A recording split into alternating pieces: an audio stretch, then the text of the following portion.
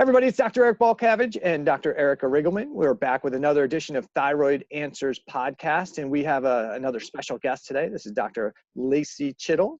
She's a doctor of physical therapy, and she's joining us today for the Thyroid Answers Podcast. We're going to be talking more about hypothyroidism and her kind of take and look at hypothyroidism. Dr. Chittle, welcome to the podcast. Thank you so much for having me. It's a pleasure to be here.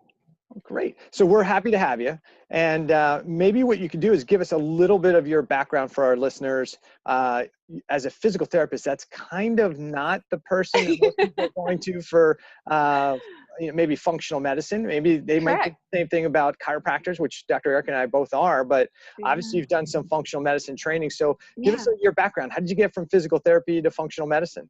Right. So before I had this, I was in this world of functional medicine.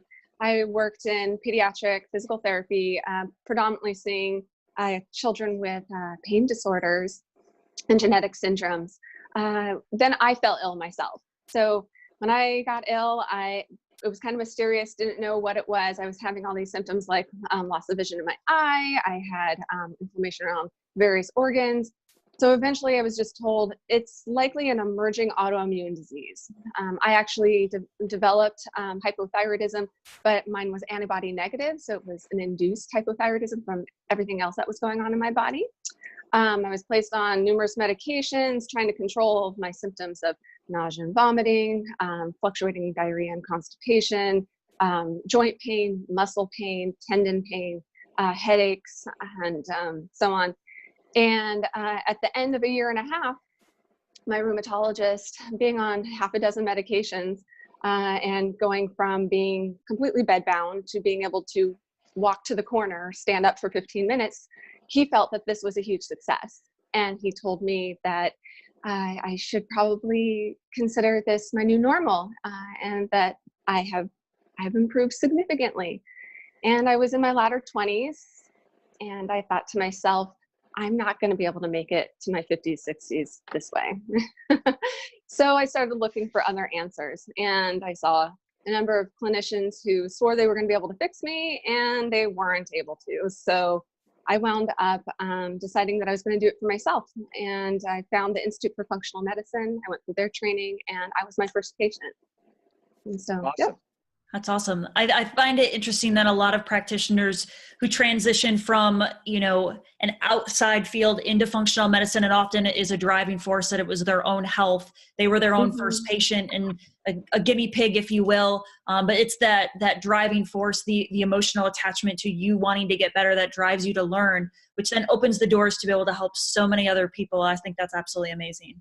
And what and from the children that I was seeing at the time, that had pain, they had headaches, they had functional abdominal pain, and we would just put them on medications, to mask those symptoms. These kids went through surgeries to try and scope that, to see if there was something in their bowel that they missed from the colonoscopy. And what it was we weren't testing for dysbiosis, we weren't testing for, just an imbalance. We're just looking for flagrant disease states. So there's all this time that people are in this gray zone, that they're suffering, and we're not able to help them under the conventional model. So then it just became, it felt like it would be malpractice to practice any other way, regardless of who I saw a contingency, just children or adults or anyone else, is that once you have this knowledge, you feel that it would be inappropriate for you not to share it with others.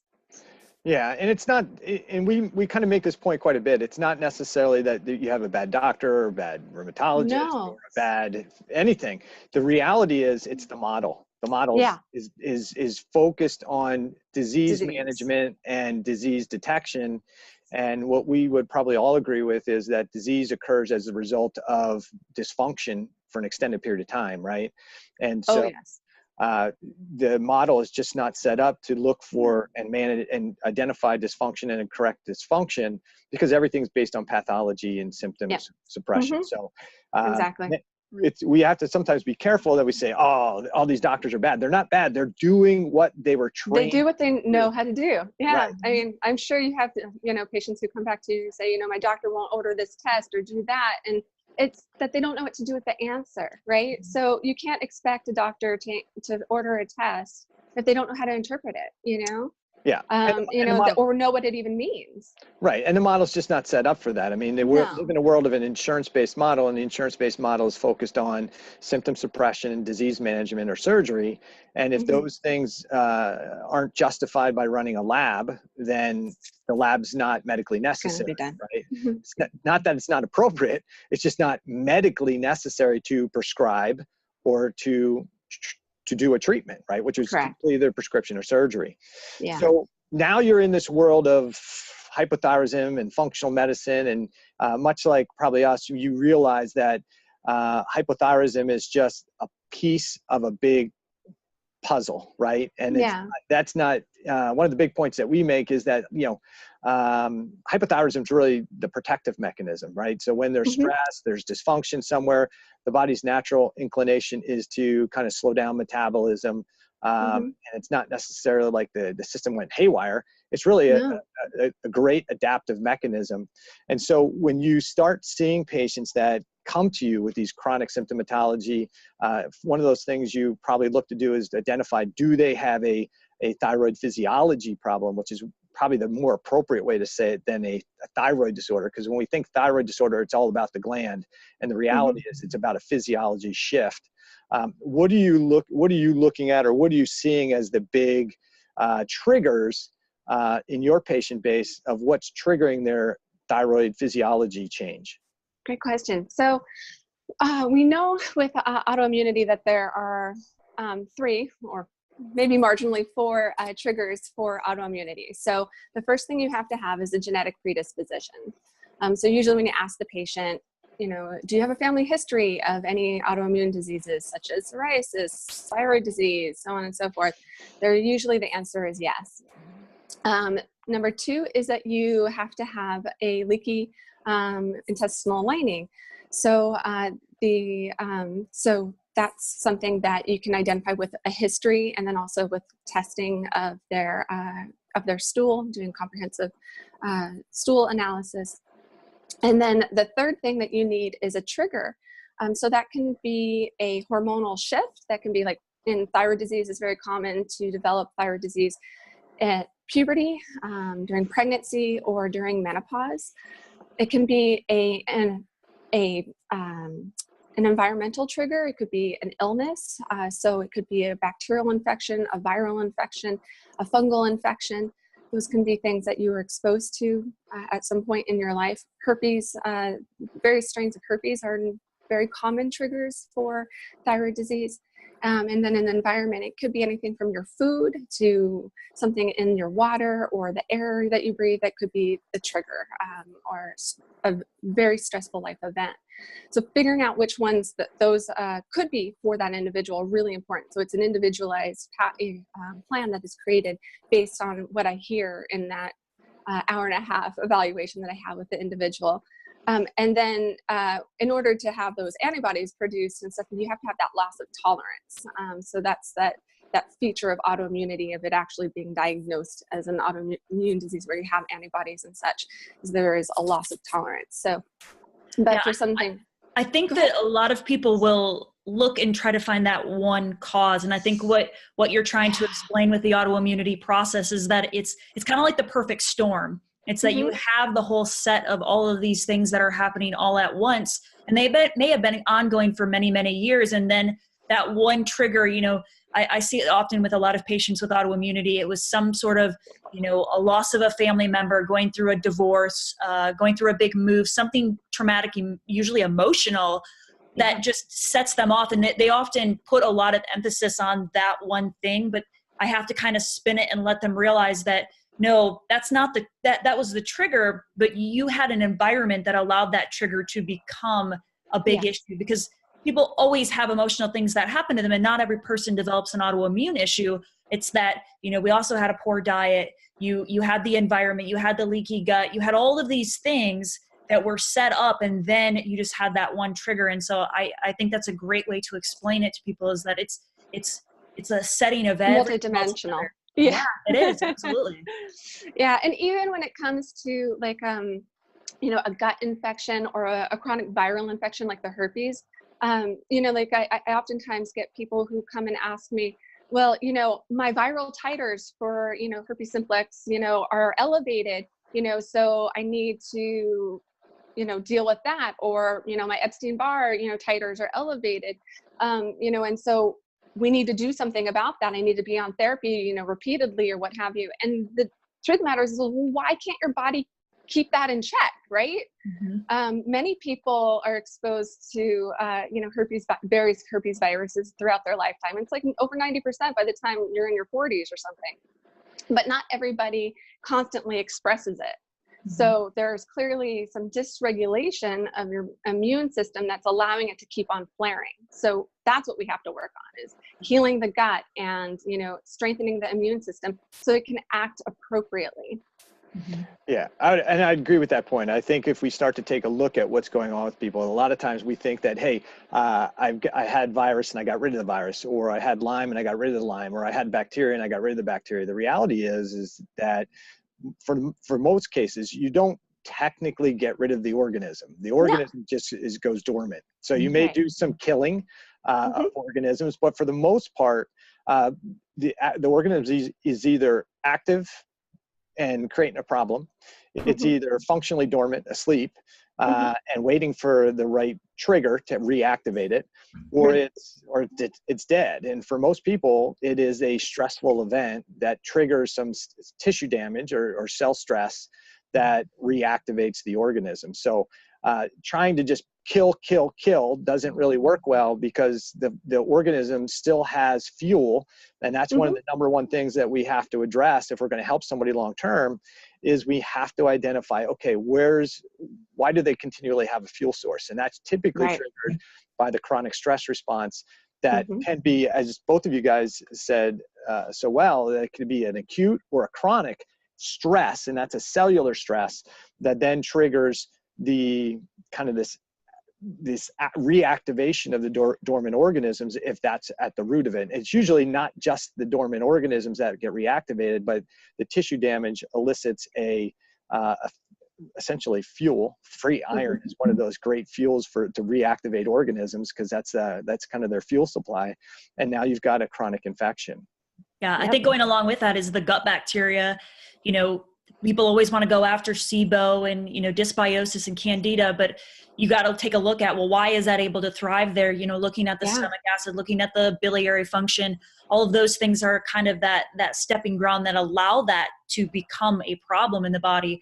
And, talking about leaky gut being one of those big components to autoimmunity, the big thing about with leaky gut, obviously, is the food sensitivities. So can you talk a little bit how that contributes to the leaky gut?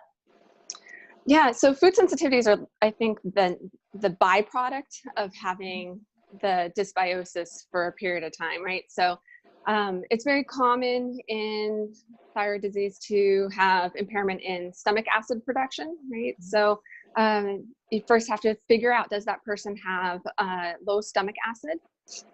That's then creating an environment where the food's not going to get broken down appropriately in the digestive tract. It's not going to trigger the pancreas to release the enzymes to further break down the food. It's not going to trigger that gallbladder, if you have one, to release the bile to emulsify the fats. And then you have this food that's rancidifying as it moves through your digestive tract. A lot of thyroid patients have chronic constipation, so we know that they don't, the migratory motor complexes within the gut are not moving the food along at the right pace. And so that alone, not moving fast enough, it not being broken down well enough, creates an environment where various bacteria and fungi can grow. And that is what then that presence of those things is what destroys the mucosal lining. And then the destruction of the mucosal lining, the infiltration of the tissues with the bacteria or the fungus, taking up residency in your microvilli, create this biofilm and perpetuate the problem. And then so you have food particles, bacteria, viruses, everything, undigested food leaking into your blood supply. That's leaky gut, right? So in terms of the food sensitivities occur well into this whole process. So usually if you look back in the person's history, you'll see all of these hints that this has been going on for a long period of time. You know, the person might have joint pain, and the person might have brain fog, or the person might complain of constipation since they were babies. You know, they don't remember what it was like to ever have a bowel movement every day. So those are the little hints that we know that we have to deal with that. And then those are also the hints that we have to identify what are the biggest triggers for that individual. So that's where then an elimination diet would be appropriate for that person. Yeah, and I think there's a couple gems there, right? We see that a lot of the people who have chronic hypothyroid symptoms may not realize they have a hypothyroid condition, but maybe one of the early markers of hypothyroidism is a low stomach acid concentration. So they have the stress that you're talking about, right? Some type of cellular stress that activates more of that fight or flight system. And Dr. Erica and I talk about quite often is that really hypothyroidism often starts as a cellular event first, right? And I believe so, yeah. And the key tie in there is you need thyroid hormone to make stomach acid. So if you're a person struggling with chronic hypothyroid or chronic reflux symptomatology, right? It's not too much stomach acid, it's too little stomach acid. And that a faulty sphincter. Yeah, and that's a key factor in what's maybe a key factor in one of the reasons why you then have that downstream mechanism, because you need that thyroid hormone for stomach acid production, appropriate bile flow, appropriate the migrating motor complex of the GI tract. So I think really, really important point there. So now you have this person coming in to see you, you look at their kind of what's going on, you identify that they have a thyroid physiology problem, and now you're putting them on this anti-inflammatory diet, right? And what's the goal of that anti-inflammatory diet for most of your patients when you put them on? Because obviously when you give them that diet, they're like, you're going to make me do what? There's this fear, right, that I'm not going to be able to do this because this is way too restrictive, right? So what's the initial goal of putting them on this anti-inflammatory diet? What's that anti-inflammatory diet look like? And then give us an idea of what you how you explain this long-term to them, what they may or may not be able to do from a dietary standpoint going forward once they start to heal. Right. So I always kind of approach it trying to feel out what they're ready for. I think, so I don't tell everybody like, oh, you have to go on the autoimmune paleo diet. You have to do an 8-item, top allergen, anti-inflammatory diet. I say, what is your diet right now? Let me tell you what the biggest triggers are. Are you ready to just take out those first few, gluten, dairy, refined sugar, corn, soy, like those, ones that we know are probably the biggest triggers for inflammation and for thyroid. Or are you so fed up with feeling terrible that you really are ready to take on, a very more drastic approach to your diet? And so I leave it in their hands so that they can be empowered to make that decision for themselves. And so then we make that decision together, and I give them a timeline, right? So that this isn't going to be hopefully forever, whatever it is, but I expect to see improvements in 2 weeks. I think maybe that's possibly a little bit different than some of the other clinicians out there, is that I do expect them to see that my patients get better within 2 weeks if we have them on the right protocol for supplementing whatever organs are not doing their job, stomach acid, enzymes, etc., intestinal lining support and such, and the diet. So if we got it right, they're going to see improvements in 2 weeks.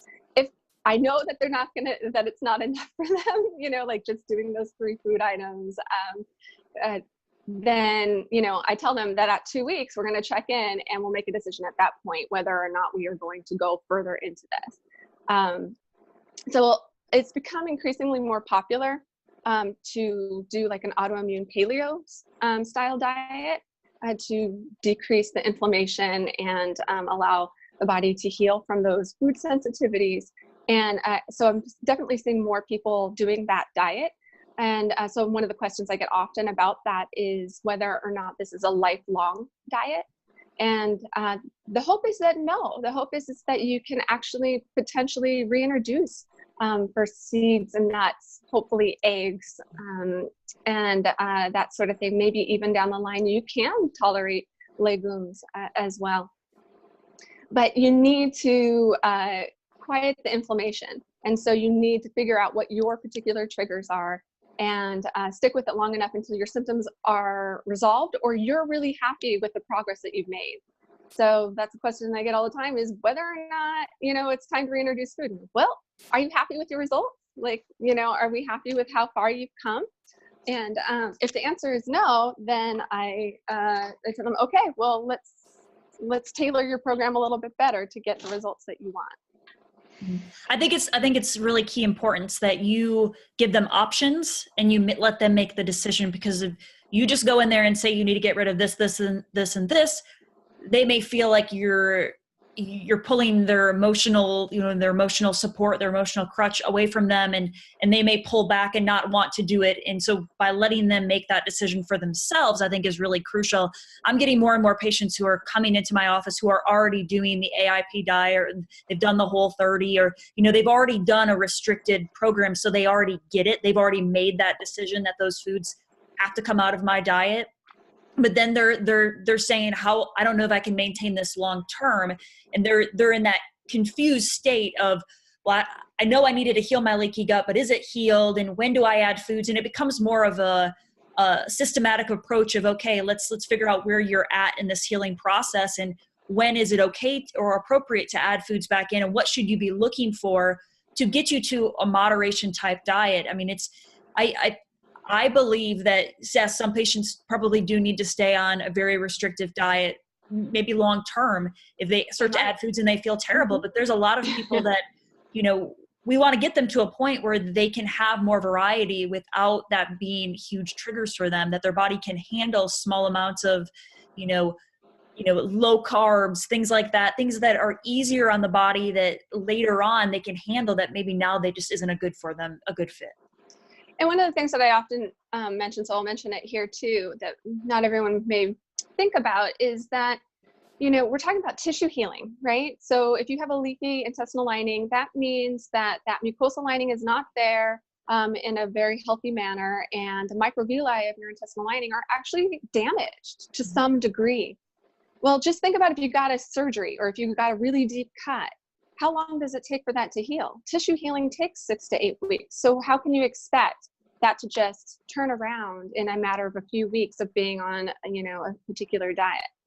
And so then if you have an infection, if you have other issues with the production of making that mucus for that intestinal lining, or migratory motor complexes that are dormant because that connection between the gut and the brain has been disturbed for so long, and so on, then it might take even longer.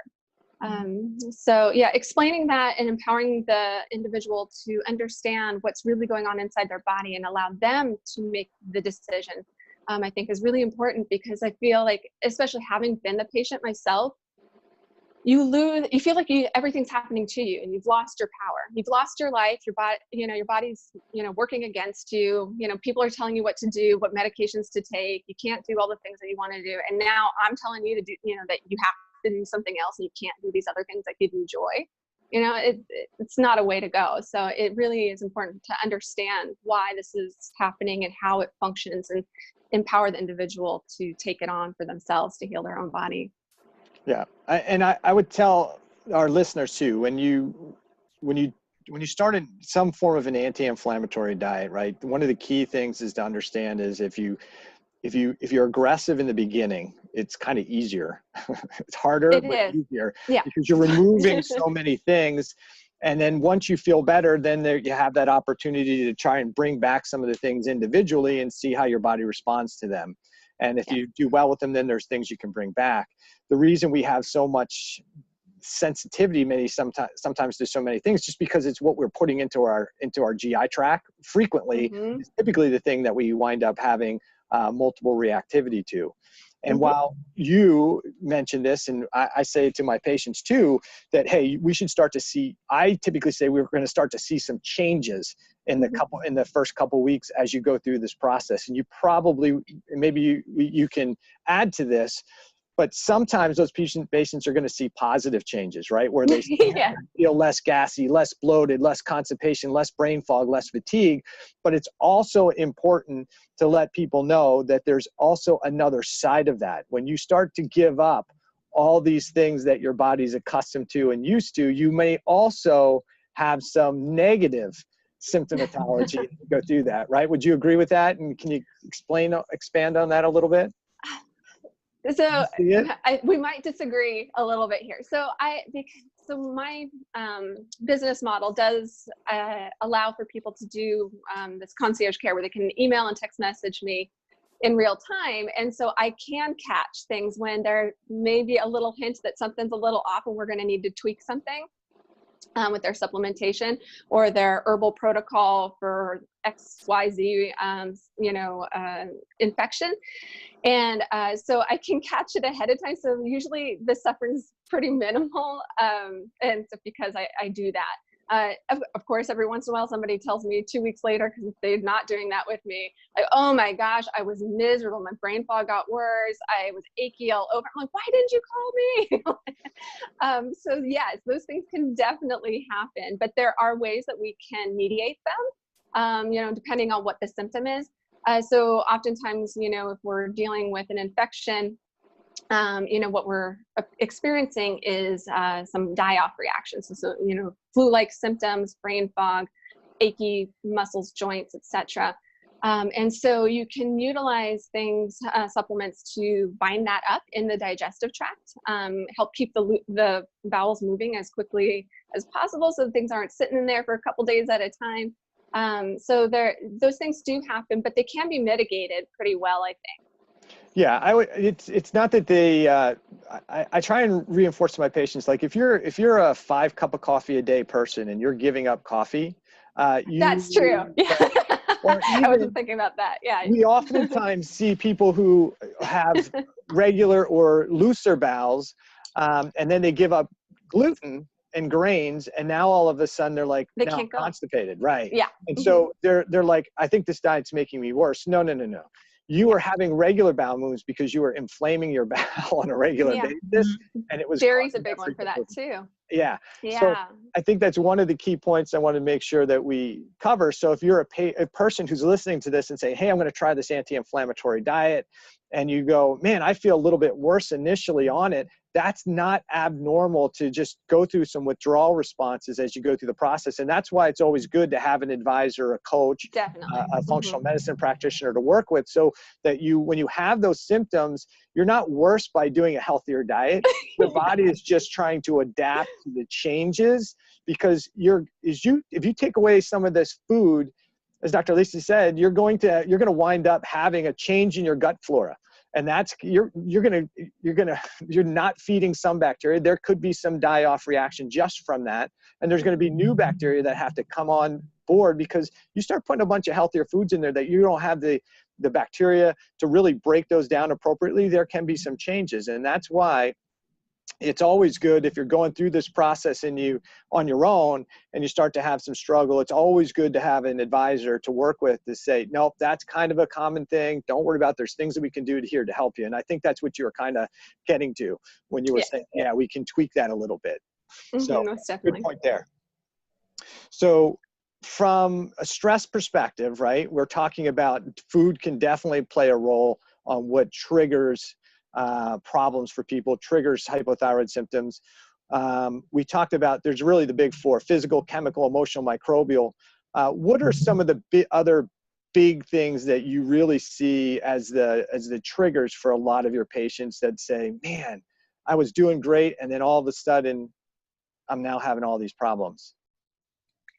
With regard to the trigger for their autoimmunity, or trigger for their chronic, or their chronic symptoms that they're having, like they can't.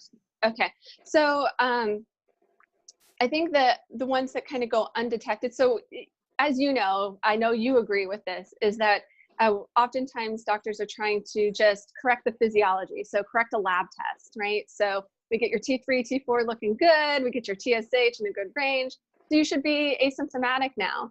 But the person still is having symptoms. So if we've like ruled out that food is something that you're eating is a trigger, we've worked on healing your gut. What other things are most common that are imbalanced in people are things like is cortisol levels. So adrenal problems are very common, along with thyroid dysfunction, as well as imbalances in cholesterol. So you can kind of look at somebody's basic labs and see, how are you doing with these things? What's your fasting glucose? What's your hemoglobin A1C? What's your insulin level look like? Are there some hints there that there's a connection between how your body's handling stress, making cortisol, and blood glucose? Those are tightly tied to one another. And then another common thing that you see on a basic lab test is that a lipid panel is, does the person have elevations in their cholesterol? So is that steroidogenic pathway working properly? So your body starts with cholesterol and will either make cortisol or it'll make all your sex hormones. So then you ask questions about if it's a female, what are your menses like? What's your energy like? Is it symptomatic or not? And so we can kind of tease out these other pieces that are very common dysfunctions in thyroid disease as well, and address those additional issues. Yeah, I think that's great. And I think when you're looking at the adrenals, obviously they're responding to that stress environment that we're talking about. And often one kind of avenue that I see gets missed a lot in functional medicine is kind of looking at the environment. Everybody's always looking at the food, we're looking at the leaky gut, we're looking at the adrenals, but I think that a big part of our environment, because we think that the things around us can't cause us to be ill, but I think it is a big, big part of chemical stress that we see on the body.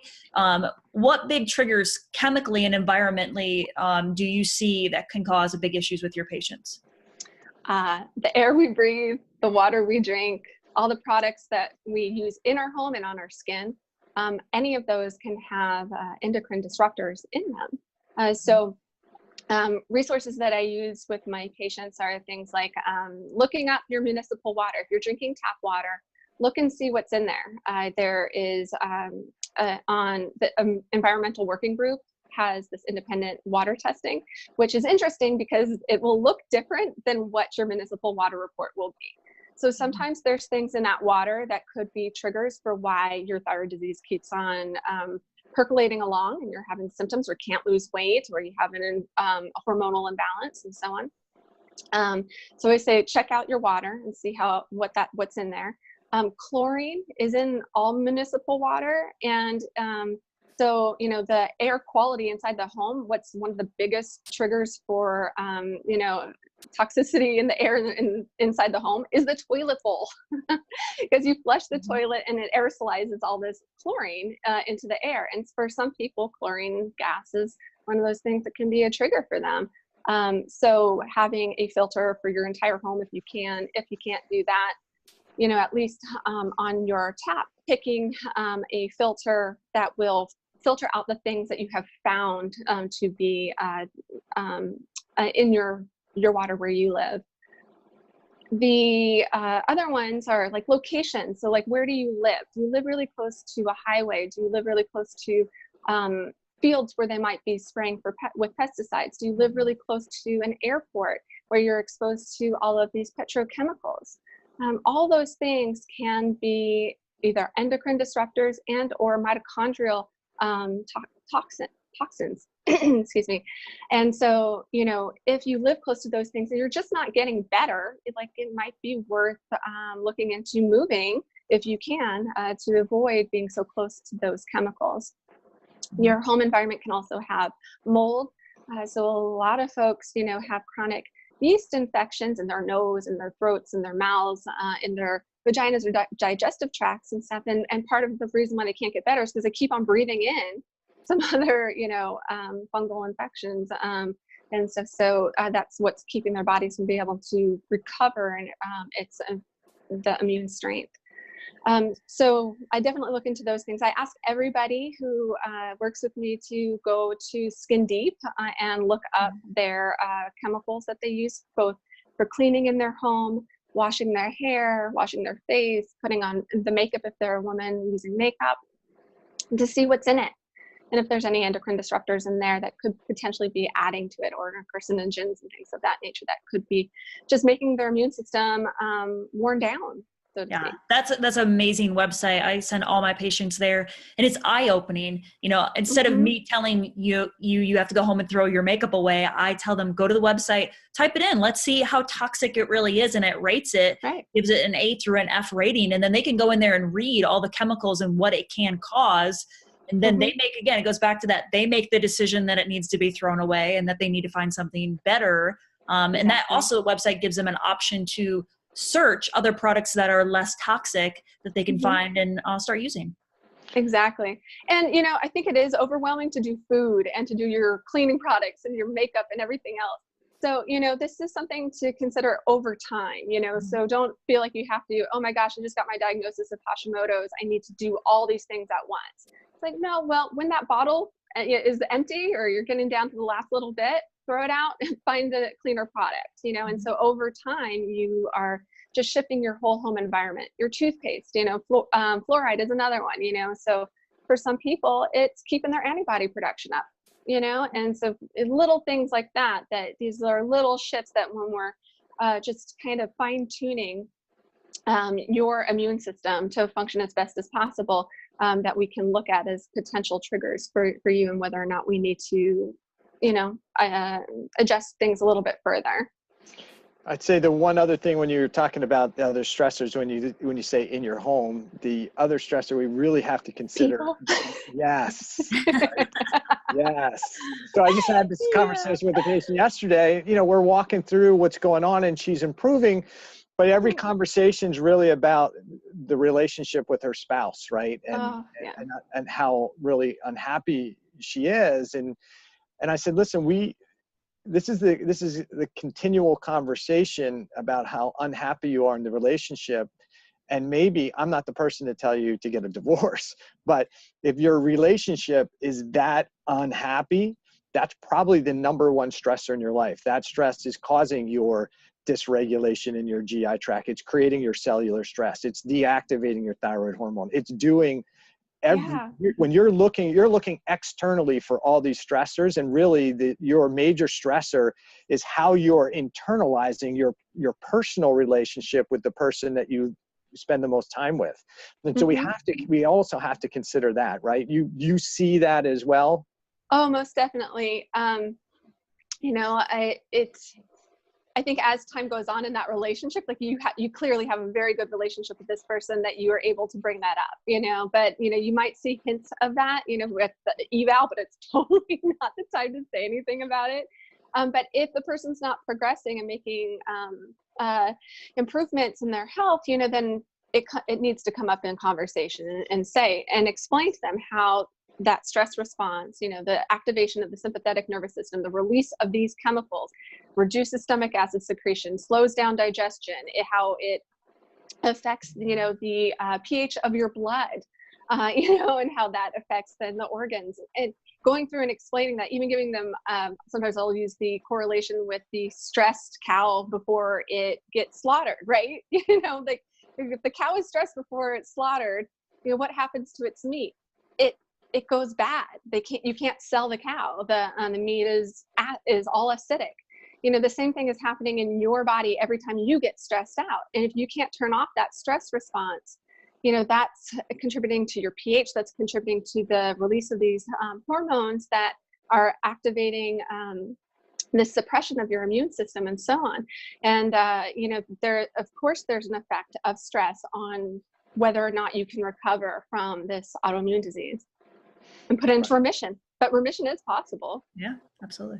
Yeah, we see it all the time. I think that's the big thing when you're struggling with chronic hypothyroid symptoms, those, whether you have autoimmunity that you can see yet or you don't, as Dr. Erica and I talk about all the time, it's usually starts as a cellular event, and that cellular event is triggered by some form of stress. And it can be physical, it can be chemical, it can be emotional, it can be microbial. And ultimately, the best way to get control of your symptomatology and to get your thyroid physiology back on track is to be honest and aware of all those stressors. You're not going to fix them all. They're not going to get them all down to zero. That's not healthy either. The issue is you have to figure out what are the major things that are driving the stress response and start to nip at those and kind of pull them back a little bit. So it could be almost anything, but that's really why it's beneficial to really work with somebody who's objective, looking at your physiology from the outside and saying, hey, look, we've gone through your health history. We've gone through your timeline. We're looking at all these different aspects, your gut, your adrenals, everything else. And what I'm seeing is, hey, your sleep habits are terrible. And that may be your stressor. Your lifestyle is stressful. You're over-exercising and you're exercising inappropriately and not allowing for enough recovery. That's your stressor. You're toxic with stuff that's creating your stressor. And so our job, and one of the reasons it's really beneficial to have a coach in this perspective is it's hard to really be objective about yourself because it doesn't feel good, right? And so you think it's your norm. This is how I always am, but that how you always are is why you are where you are. And that's something in that aspect has to change. And I think sometimes coming from we all grew up in the allopathic model that it's always something that's happening to us versus, it's you just got this disease. It's just something that happened to you. That's just the way it is, versus taking a look at ourselves and saying, being honest, okay, what am I doing? What are my habits? What are my daily habits that I'm doing that may be creating my problem? And so 100%. Yeah. I'm sure you're working through that when you're working with your patients, like, okay, let's look at your health history. Let's look at your timeline. What do you do every day, right? Give me the average, give me what your day involves. What do you eat? What do you drink? What do you do? What do you exercise? Do you not exercise? You're walking them through that whole process, right? Yeah, that most definitely, one thing I say all the time is stress is stress is stress, whether it's emotional, physical, psychological, it's stress, and the body only responds in one way. I didn't think when I first fell ill myself, I didn't think that there was anything in particular that, triggered it. I was like, oh, I just got a urinary tract infection. I took some antibiotics and that was it. But if, once I learned more and more about functional medicine, I was able to look back on my whole life, of being a type A person who always did too much, when I, from the point that I was a teenager to the point that I, got ill in my latter 20s, I was somebody who was running 50 miles a week. I never took an off season with my sports, lifting heavy, sleeping 5 hours a night. Not only was I doing a doctorate, but I was also working, at 5 a.m. and up until 9 o'clock at night while I was studying. Of course, I didn't think that had any impact on whether or not my immune system would be suppressed. It's like, well, yeah, that chronic stress of not sleeping enough, over-exercising, the emotional and psychological stress of being in school and moving away from my family, I was out in California and I was living in DC, all of those things, it definitely affects whether or not your immune system can be robust and act appropriately to any triggers, Awesome. Yeah, I think that's awesome. Can you, to wrap things up, can you leave our listeners with 3 things that they can do or consider to optimize their health and possibly prevent autoimmunity or get autoimmunity under control? Oh, wow. There are only 3. Huh? Just 3. So I would definitely say one of the big ones is stress, is to identify stressors in your life. So if you're not sleeping through the night, you need to figure out how to sleep through the night. So if you can't figure it out on your own, get help figuring out why you can't sleep. So that's a big one for thyroid disease. A lot of people have sleep disturbances. Might be blood sugar related, might be related to cortisol production and that sort of thing, but find the reason and address that, address any other stressors. So having a restorative practice every day of something that builds you up. I think when you're ill, it's really hard, to possibly always see the good things in your life. So a journaling practice, a gratitude practice, meditation, time in nature, cuddles with a loved one, something that helps you fill your cup. So managing stress in some sort of way in that regard as well. And then the other, things that I think are really important for overall health is, eating enough vegetables. So people always ask me whether or not, they're ready for the AIP diet or they're ready for an anti-inflammatory diet. Is one thing that usually doesn't hurt anybody is adding more vegetables. The average American eats less than 2 servings a day, and that'll even include things like ketchup. So if you can just add vegetables to your diet, they're probably not going to do any harm there. So from a food standpoint, add some vegetables into your diet. And then the third thing I would say is, if you don't have terrible chronic fatigue, is get some movement in every day. So whether or not that's just getting outside and setting your circadian rhythm by going for a 5-minute walk in the morning, or something that's a little bit more intense from time to time, that some sort of movement I think is good for everyone, as long as you don't have significant fatigue. Great. Well, we appreciate you coming on, and this was good. It went really fast. So I know it did. Thank you so much. Probably need to do this again sometime in the future here and get you back on. Can you give our listeners just an idea of, if they have an interest in meeting with you or learning more about you? Obviously, we'll put your social information in with the podcast information, but how can they get a hold of you, or how could they reach out to you? Yeah, so it's easy to find me because I'm the only Lacey Chittle in the world. So if you ever just Google me, you'll find me. But it's my website is drlaceychittle.com. And there is on my website and on my Instagram, which is the same, Dr. Lacey Chittle, is a link for you to sign up for a free consultation. So if you want to see if we'd be a good fit, you can always sign up for that yourself through my website or through the link in my Instagram. Awesome. All right. Thank you so much. Thank you. Thanks for coming on. We'll wrap this up, and stay tuned for another episode of the Thyroid Answers coming up soon. Yeah.